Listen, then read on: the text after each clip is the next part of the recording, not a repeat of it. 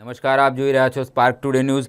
ભારતીય ચૂંટણી પંચ દ્વારા જાહેર કરવામાં આવેલા 145 માંજલપુર વિધાનસભા મત વિસ્તારની પેટા ચૂંટણી 2026 અંતર્ગત મતદાન પ્રક્રિયા પૂર્ણ થયા બાદ હવે મતગણતરીની પ્રક્રિયાને શાંતિપૂર્ણ, નિષ્પક્ષ અને પારદર્શી વાતાવરણમાં પૂર્ણ કરવા માટે વડોદરા ચૂંટણી પંચ દ્વારા તમામ આયોજન આખરી ઓપ આપી દેવામાં આવ્યું છે। માંજલપુરના ભવન સ્કૂલ ખાતે મતગણતરીનું કેન્દ્ર તૈયાર કરવામાં આવ્યું છે, જ્યાં 3/8/2026 સોમવારના રોજ સવારે 8 વાગ્યાથી મતગણતરીનો પ્રારંભ કરવામાં આવશે।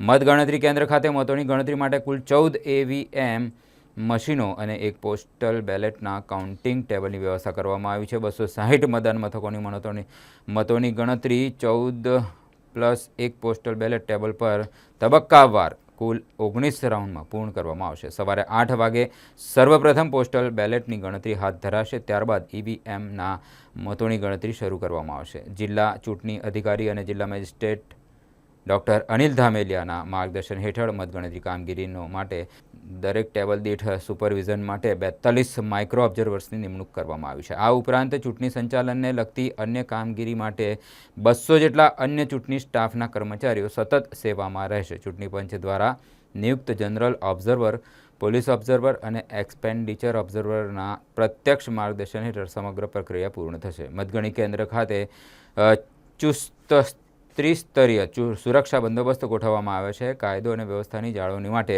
200થી પણ વધુ પોલીસ કર્મચારીઓ, અધિકારીઓ અને CRPFની કંપનીઓ ફરજ બજાવશે।